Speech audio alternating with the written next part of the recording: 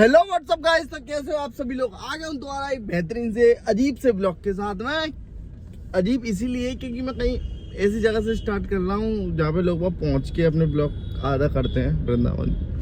तो गाइस अभी मैं हूँ वृंदावन में और जा रहा हूँ घर आगरा। ठीक है, तो मैं आया था किसी काम से, दादू को छोड़ने आया था आश्रम में, क्योंकि 10 तारीख को कुछ मतलब प्रोग्राम है, उससे कुछ मेरे को नहीं पता, कुछ प्रोग्राम है इतना पता है बस। तो छोड़ने आया था, तो अभी जा रहे हैं हम आगरा। तो मैंने सोची थी कि एक मिनट कि इंदिरा का प्रोडक्ट है, इसके बारे में थोड़ी बात की जाए। बात कैसे की जाए कि देखो 2200 सीसी की गाड़ी है, स्कॉर्पियो क्लासिक से ज़्यादा BHP वगैरह मिल जाती हैं और स्कॉर्पियो N वगैरह से कम मिलती है। इंजन वही 2200 सीसी का है। तो अभी एक्सप्रेस वे पे ले चलते हैं और फिर इसकी डिटेल में इसकी पावर देखते हैं कि 0 to 100 कितने सेकंड्स में जाती है। ठीक है, और इसकी टॉप स्पीड क्या है, ये भी अगर रोड ठीक ठाक मिली, एक्सप्रेस वे खाली मिला तो ये भी चेक करेंगे। ठीक है, तो अभी पहले यहाँ से निकल के एक्सप्रेस पे पहुँच के ही बात करता हूँ। और ये समझ लो मैं तो भूल गया ब्लॉगिंग करते कैसे हैं, इतना टाइम हो गया वीडियो बनाए हुए। देख रहे हो बाल वगैरह भी बड़े हो रहे हैं भाई। मैं सुबह निकला था घर से थोड़ा जल्दी, अभी बज रहे हैं 1। तो आए थे, कुछ हल्का फुल्का खाया था, घर से मैं निकला था लगा बहुत जल्दी ही निकला था। ठीक है, तो अभी चलते हैं एक्सप्रेस वे पे। गुरु पूर्णिमा के चक्कर में ये देखो भाई, आगे की तरफ है ना, ये आगे ये गेट है ना, गेट से आगे की तरफ एक चौराहा पड़ता है, इससे इधर की तरफ जाते हो तो एक्सप्रेस वे पड़ता है। तो भाई इन लोगों ने क्या किया है, अभी मैं सुबह आया था ना, तो भाई इधर से मेरे को इधर के लिए रास्ता नहीं मिली थी, आगे से बिल्कुल यहाँ से लगभग आधा किलोमीटर आगे से यू टर्न लेके आना पड़ा था मेरे को। और वैसे बादल बड़े अच्छे से लग रहे हैं आज, तो देखते हैं। मेरे तो भाई सच्ची बता रहा हूँ समझ में नहीं आ रही कि ब्लॉगिंग करूँ कैसे, और भगवान जी का आशीर्वाद लेते हैं और स्टार्ट करते हैं ब्लॉग को। ठीक है, तो सीधे मैं आपको एक्सप्रेस वे पे मिलता हूँ। 3, 2, 1। वृंदावन में ट्रैफिक नहीं मिले तो भाई फिर कहाँ मिलेगा। तो ये चीज़ तो भाई है ही है। अब बताओ, आप लोगों को पास में ही रह गया, 2 किलोमीटर है एक्सप्रेस वे और 15 मिनट हो गई मेरे को ट्रैफिक में। भाई मैं सोच रहा हूँ भाई स्कूटी वगैरह का क्या होता होगा, ये बाइक वाला जा रहा है, गर्मी के मारे मेरी हालत ने ऐसे हाथ रखता हूँ तो गर्म की वजह से जलन मचती है। वो बेचारी आंटी इधर धूप में खड़ी हुई है, क्या ही है भाई, गर्मी के मारे है ना इंसान फटा पड़ा। गर्मी से याद आई कि भाई जब गर्मी पड़ रही थी तो इस रूप में पड़ रही थी कि पड़ ही रही थी। ठीक है, बारिश पड़ी तो इस रूप में पड़ी कि बारिश ही पड़ रही थी। और भाई बारिश के बाद में जो मॉइस्चर ऐसी तैसी करता है ना, तो भाई अब वो मॉइस्चर वाला सीन सा हो रहा है कि AC बंद कर दो और थोड़ा गाड़ी से बाहर निकलो, पूरे पे मतलब ऊपर से नीचे तक पसीने पसीना। तो तीनों चीज हुई है ना, तो ये समझ लो सीधे एकदम प्रो लेवल की हुई है। गर्मी पड़ी तो गर्मी पड़ती रही, गर्मी पड़ी। सर्दी सी लग रही थी थोड़ा, जब बारिश पड़ रही थी ठीक लग रही थी। भाई बारिश ऐसे पड़ी कि खांचे गाड़ी निकल रही है, तो ये समझ लो पूरी गंदी हो रही है। मतलब ये कंडीशन हो गई, 1 दिन हो गया, 2 दिन हो गए, लोगों के कपड़े नहीं सूख रहे हैं। घर वाले घबरा रहे हैं कि भाई कहीं ऐसा नहीं हो घर बह जाए, इतनी बारिश पड़ रही है। और भाई अब जो उमस पड़ रही है ना, मतलब ये समझ लो कि अभी गाड़ी के अंदर हूँ, छाँव में हूँ, भले ही AC नहीं चलाऊँ पर छाँव में हूँ तो गुंजाइश है। ठीक है, मगर AC क्यों चलाना पड़ रहा है, उमस की वजह से। भाई इतना उमस हो गई है, अगर 5 मिनट अगर आप नहीं खड़े हो गए ऊपर से नीचे तक पूरी गीले हो जाओगे, ये समझ लो। मैं भी 1-2 दिन हो गए, मैं शादी में गया था, रात का टाइम था, तब भी भाई इतनी उमस की समझ लो। फोकस मेरा पनीर पे था, पर जब पनीर पर पसीना टपक रहा था ना, उसकी वजह से मेरा पनीर बुरा लगने लग गया। इतना मतलब ये समझ लो वो कूलर से होते हैं ना शादियों में, वहाँ खड़े हो के कुछ खाना पड़ रहा था कि वहीं खड़े होके ही खा सकते हो। ये कंडीशन थी गर्मी की। अब देखते हैं, पता नहीं क्या। मैं सोच रहा हूँ भगवान सर्दी आए तो ऐसी आए सीधे बर्फ की चट्टाने गिर पड़े, कम से कम बर्फ देखने का वो तो मिलेगा। क्योंकि कहीं बाहर लंबा जाओ तो इधर टेररिस्ट बैठे हुए हैं पहाड़ों पे, तो साले गोली मार देते हैं। बड़ी दुविधा है यार, इंसान क्या करे, घूमने भी नहीं जा सकता, बर्फ भी नहीं देख सकता। घर वाले क्या कहते हैं पता है, घूमने जा रहे हो तो आसपास चले जाओ, पहाड़ों में क्या रखा है। अबे भाई बर्फ देखनी है, बर्फ। अब बर्फ कैसे देखे इंसान, क्योंकि पहाड़ों पर जाएंगे तो आतंकवादी बैठे हुए हैं। समझ में नहीं आ रही क्या। और यार दाढ़ी भाड़ी बड़ी हो गई, इसको भी ना सेट सा करवाऊंगा। क्योंकि देखो अभी आप कहीं कुछ काम नहीं कर रहे हो ना, बिल्कुल फ्री हो, तो आपकी ऐसी कंडीशन हो जाती है। क्योंकि आपको किसी को ना देखना है, ना किसी को इम्प्रेस करना है, ना किसी से बात करनी है, आप अपनी दुनिया में मगन हो। तो वही है, बाल बड़े हो रहे हैं, शरीर ऐसा हो रहा है लीचड़ों जैसा, किसी चीज़ से कोई मतलब ही नहीं है। तो ये कंडीशन हो जाती है चेहरे की। देख रहे हो, बड़ी बड़ी दाढ़ी, मूंछ बड़ी हो रही है, बाल बड़े हो रहे हैं। और ये दिखाता हूँ मैं आपको, मतलब मैं ट्रैफिक की में ही जूझ रहा हूँ। पर ये देखो इधर से है ना, ये एक्सप्रेस वे बनना है, वो सीधे आपको जो एक्सप्रेस वे है ये नोएडा वाला, उससे सीधे इधर आ जाया करेंगे अंदर की तरफ वृंदावन में। तो ये आड़ी टिड़ी रास्ते पड़ती है ना, इन सबों से बच जाओगे। बस बात ये है। अब ये पतली पतली रास्ते हैं। अब ये देखो इधर ये अगर कार वाला सफारी वाला खड़ा हो गया तो जाम लग जाएगा। पर वो तो बढ़िया था कि उसने रोड के नीचे खड़ी करी है। देखो स्कॉर्पियो वाला इसने भी सही खड़ी करी है। पर कोई कोई होते हैं ना जो रोड पे, जैसे कि अभी ये है, ठीक है, ये नारियल वाला, कोई होता नारियल लेना है किसी को, तो बगल में अगर गाड़ी खड़ी कर दे तो लग जाए जाम। पर यही है कि वहाँ जगह है तो लोग अपनी सूझबूझ का पूरी तरीके से उपयोग कर लेते हैं। अब लंबा ज़्यादा ब्लॉक हो रहा है, इसलिए सीधे एक्सप्रेस वे पे ही पहुँचते हैं। जमुना जी बारिश के बाद में देखो कितनी सुंदर लगती है, पूरी फुल है, मतलब एकदम कहते हैं टॉर से ऊपर तक चल रही है। भगवान जी देख रहे हैं कि भयंकर खाली चल रही थी तो भर दी, मतलब इतनी सही लग रही ना भर के। और यही खाली हो जाती है तो भाई रोड है, मतलब दिखते हैं पत्ती वगैरह सी, पेड़ से टूटे डले हैं। अभी देखो बिल्कुल पौने तक आ गया ऊपर तक पानी, मतलब ये इतना ऊंचा है और पानी बहुत नीचे से रहता है, लोग एकदम फुल पे चल रही है। इस तरफ देखो जैसे अभी सूखा डला है ना, ऐसे ही पहले इधर रहता था, पर अब तो इसमें पानी आ गया है।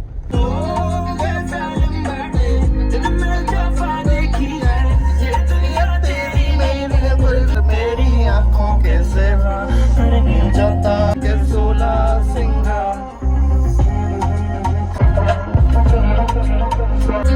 देखो भाई वो दिखा रहा था मैं आपको, वो सीधे इधर आके निकलेगा और यहाँ से भी फिर हो सकता है आगे की तरफ मिट्टी सी डली है, सीधे एक्सप्रेस वे पे। मतलब ये सब झंझट खत्म, सीधे ये समझ लो। अभी मेरे को 1 घंटा लगता है ना वृंदावन आने में। भाई क्या 15 मिनट में क्या चाह रहे हो भाई, सरकार क्या चाह रही है 15 मिनट में आ जाया करूँगा। ये किया पता नहीं क्या कर रही है, धीरे धीरे है ना अपनी हर गाड़ी में पीछे भाई कनेक्टिंग टैंप लैंप दे रही है। मतलब ये देखो इसमें भी मेरे को ज्यादातर गाड़ी दिख रही है ना इनकी, एक ये कंपनी किया और एक होंडा, इनकी तो मेरे को लगता है कि मतलब मिली वक्त हो गई है। हर पीछे से सबों के ऐसे ही सिस्टम देना है कि एक ही लाइट लगे। तो देखो भाई अभी हम आ चुके हैं जहाँ पर हमें आना था, हम आ चुके हैं। एसी चल रहा है, ठीक है। वैसे तो डीजल गाड़ी है, 2200 सीसी का इंजन है, एसी से कोई ज़्यादा फर्क नहीं पड़ना चाहिए। इसमें कुछ वैसा सिस्टम होता नहीं है कि पावर इको वगैरह, सीधे भाई देसी गाड़ी, डीजल डालो चलाओ।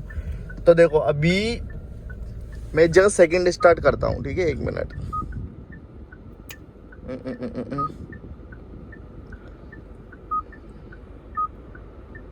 इसमें तो मेरे को मिल नहीं रहा है कि मतलब कुछ हो, ठीक है। तो अभी स्टार्ट करते हैं, साइड में आपको पता चलेगी कितने में चलती है। तो ठीक है 1 मिनट इसको निकल जाने दो। 1 और मैं ज़्यादा ऊपर नहीं ले जाऊंगा, सिर्फ 100 तक, ठीक है। तो 1 2 3 भाई आरपीएम ये ऑटोमेटिक है तो 4000 तक जाएंगे और अपने आप ही डाउन हो जाएंगे, ठीक है।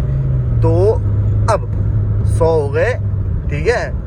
तो अभी पता चल जाएगी, मैं चेक करूंगा बाद में कि कितनी देर में होती है। तो अभी एडिट करूंगा ना तब पता चलेगी मेरे को कि कितने में, कितनी सेकंड में गई क्या है। तो अब मैं देखता हूँ कि कितने तक इजीली जाती है, ठीक है। ज़्यादा नहीं खींचूंगा क्योंकि ज़्यादा खींचने में कोई फ़ायदा नहीं है, एक्सप्रेस वे ही तो है, वो तो है नहीं है भाई रेस लगा रहा हूँ मैं। अब मैं देखता हूँ कितने तक इजीली। देखो मैंने जितनी चलाई ना 160 तक मेरे को ज़्यादा दिक्कत नहीं हुई होती है, 160 तक एकदम प्यार से चलती है, ठीक है। तो अभी देखता हूँ,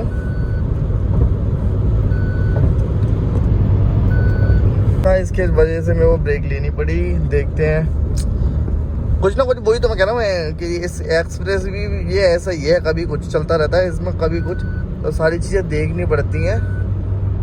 वैसे तो पता जैसी गाड़ी है ना भाई, पुरानी भी है, ये चीज़ भी है, ठीक है।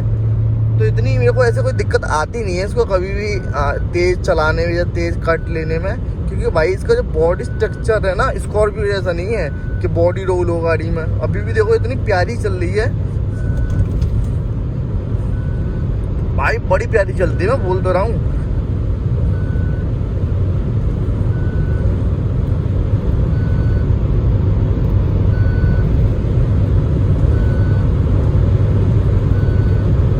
भाई धक धक सी तो हो रही है क्योंकि इतनी तेज चल रही है गाड़ी, पर मैं सच्ची बता रहा हूँ वैसे गाड़ी में कोई ये कंपन या कुछ नहीं हो रही है। और जो इसकी मेरे हिसाब से टॉप है 190 है, इससे ऊपर जो ढंग से जाती नहीं है। फिर वो तो जो जबरदस्ती खींचना हो तो जबरदस्ती खींच सकते हैं, पर 192 193 अब ये तो रो के जा रही है, इसलिए कोई जबरदस्ती खींच के कोई फायदा नहीं है। 195 तक चली जाएगी। तो यही है भाई। अब 2200 सीसी में आप क्या ही लोगे, और फिर इतनी पुरानी, ठीक है। पर इसमें बेस्ट बात पता है क्या है कि इसमें यहाँ पे भाई इसमें 4x4 आता है, जो आपको कैसी भी रास्ता हो, कैसी भी कुछ भी हो, पूरी गाड़ी कैपेबल है कहीं पे भी चढ़ाने के लिए। पर यही है ना, टायर टूर देखने पड़ते हैं, क्योंकि ऑफ रोडिंग गाड़ी तो है नहीं है ये, ठीक है। एसयूवी है मानता हूँ, तो टायर भी इसके मतलब हाईवे ट्रेन है, वैसे नहीं है ऑफ रोडिंग वाले, तो टायरों को थोड़ा देखना पड़ता है। पर भाई 4x4 लगा के हर जगह पे चढ़ जाती है, कोई दिक्कत नहीं आती। पर इसके चक्कर में पता है क्या हुआ होगा, इसकी माइलेज गिर गई होगी। पर ये अभी क्रूज पे लगा दूंगा तो माइलेज भी ठीक हो जाएगी।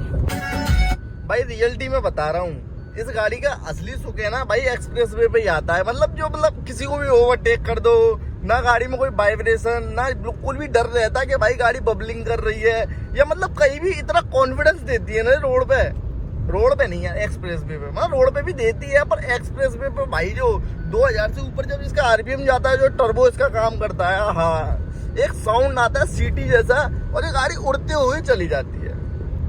ये समझ लो मेरे को पता नहीं चलती गाड़ी 150 चली गई यार। महिंद्रा ने चीज तो बनाई, पर लोगों ने इसकी कदर नहीं करी भाई। ये समझ लो कहता रॉकेट। वो क्या लगता है एक्सयूवी सेगमेंट में महिंद्रा का सबसे बेस्ट प्रोडक्ट ही है एक्सयूवी। वो क्या लगता है एक्सयूवी सेगमेंट में सबसे ज्यादा स्कॉर्पियो महिंद्रा ने सबसे बेस्ट बनाई है? नहीं भाई। थार बनाई है? नहीं भाई, लोगों ने कदर नहीं की भाई। अल्टरॉस बनाई है, ये भाई महिंद्रा का ही प्रोडक्ट है। इसमें मतलब कोई ऐसी चीज नहीं है जो गाड़ी में नहीं मिलती। 4x4 मिलता है, वेंटिलेटेड सीट मिलती है, ऑटोमेटिक का भी ऑप्शन आता है, ठीक है। इसमें एडास 2 आता है भाई। उस टाइम जिस टाइम ये स्कॉर्पियो एन का तो नाम भी नहीं था, स्कॉर्पियो क्लासिक का भी नहीं था, मतलब पुराना वाला लोगो भी नहीं था, ये लोगो था, समझ रहे हो। पुरानी वाली स्कॉर्पियो के टाइम पे ये कंपनी ने लॉन्च की थी, पर लोगों को क्या है भाई, नाम ही चाहिए। इसका नाम स्कॉर्पियो एन रख दिया, स्कॉर्पियो जुड़ गया तो भाई इसकी सेल होने लग गई। इसका नाम अल्ट्रॉस था, इसका नाम स्कॉर्पियो हो जाता तो हो सकता है इससे भी ज्यादा चीजें बटोर के ले जाती है मार्केट से।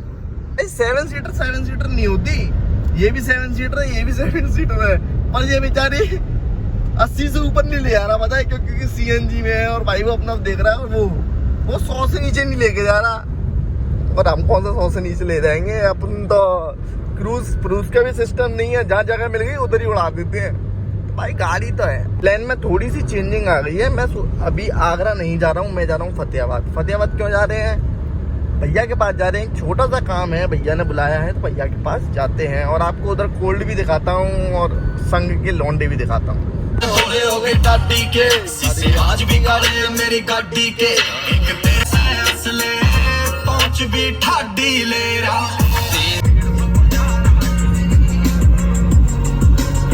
अब टाइम आ गया है एक्सप्रेस वे से राम करने का, और अब इस स्पीड को थोड़ा कंट्रोल में रखने का, क्योंकि अब एक्सप्रेस वे तो मिलेगा नहीं, रोड ही है, हाईवे ही बोल दो। तो चलो ठीक है, चलते हैं। अब हम अपनी फतेहाबाद वाली रोड पे है, कितनी प्यारी लगती है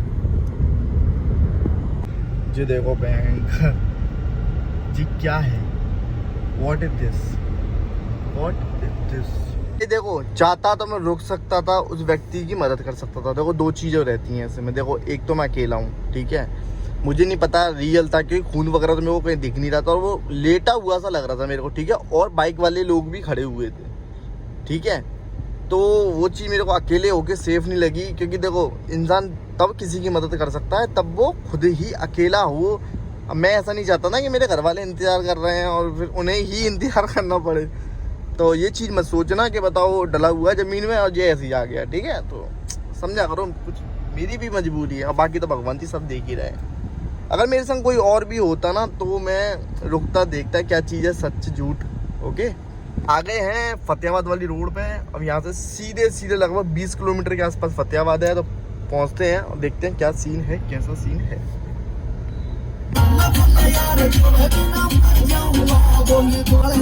तो भाई ये बस वाला बहुत देर से साइड नहीं दे रहा, अब इसे क्या बताऊं यार, ये भयंकर क्या चीज लेके घूम रहा हूँ मैं। 1 सेकंड में ओवरटेक कर लूं, पर मैं सोचता हूँ कि ज्यादा खींचू नहीं, पर बिना खींचे भाई ओवरटेक होता ही नहीं है इससे।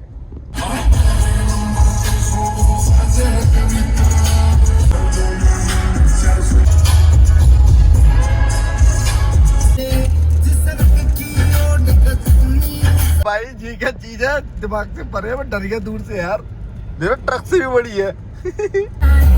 वैसे तो कोल्ड का गेट ये रहा, ये भी आगे आ रहा है ना, ये रहा। पर अभी क्या है, इसकी डीजल की कंडीशन कुछ ज़्यादा ही ख़राब है, तो डीजल डलवाता हूँ पहले इसमें, फिर उसके बाद में जाएंगे कोल्ड पे, ठीक है। फिर आपको मिलाएंगे अलग अलग प्रजाति के लोगों से। डीजल तो डलवा लिया है, टंकी हो गई है फुल।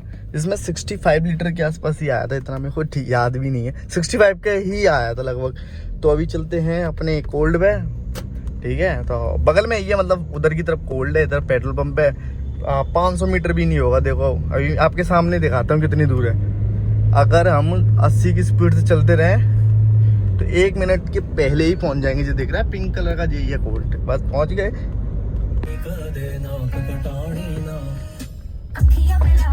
कोल्ड और लेट हो रहा हूँ, वरना लोगों से मिलाता। ये लेने आया था, एक स्लिप टाइप की थी, अभी लेके जा रहा हूँ भैया के पास में। भैया सीधे मैं ही जाके आपसे बात करता हूँ। तो देखो इधर की तरफ ऑडी खड़ी हुई है और अपना सूर्या खड़ा हुआ है। ये है सूर्या और कहाँ गई, इधर ऑडी खड़ी हुई है। ये कभी छठी चौमासी चलती है, क्योंकि इसमें बहुत दिक्कतें आती रहती है सेंसर्स वगैरह की। आपको पता है पुरानी कोई ऐसी गाड़ी हो तो उसमें सेंसर का कितना होता है सिस्टम। भाई यहाँ पर है ना, बहुत देख के निकलना पड़ता है। एक तो पेड़ वगैरह है इधर, ठीक है, और कुछ दिखता नहीं है, और बिल्कुल सीधी रोड है, तो गाड़ियाँ बहुत उड़ते हुए आती हैं। तो कोई नहीं, हम निकल लो यहाँ से। मैं अभी उस तरफ ही जा रहा हूँ जिस तरफ पेट्रोल पंप था, अभी डलवाया था ना पेट्रोल। तो कोल्ड से मेरे को वो लेने थे, पेपर टाइप से कुछ था, भैया को देना था इधर से। तो भैया के पास जाते हैं, वो फतेहाबाद में है, उनको देते हैं। फिर उसके बाद में ब्लॉग को ख़त्म करते हैं, क्योंकि यार मन नहीं है ब्लॉग बनाने का। बाय बाय, ठीक है।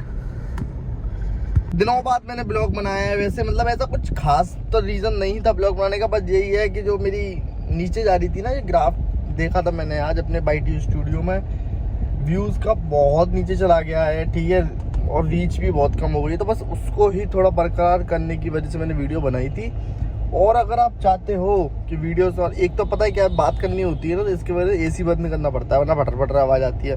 और भाई फिर उमस बताया था ना, 5 मिनट AC बंद करो, पूरे भीग जाओगे। तो वीडियो अच्छी लगी हो तो लाइक करना, शेयर करना, कमेंट करना, और बताना कि वीडियो बनाया करूँ या नहीं बनाऊँ, तो ठीक है। क्योंकि पता है यार, इतनी सारी चीज़ों में बिजी हो गया हूँ कि वीडियो बनाने का टाइम ही नहीं मिलता है, बहुत ज़्यादा है यार, क्या ही बताऊँ आप लोगों को।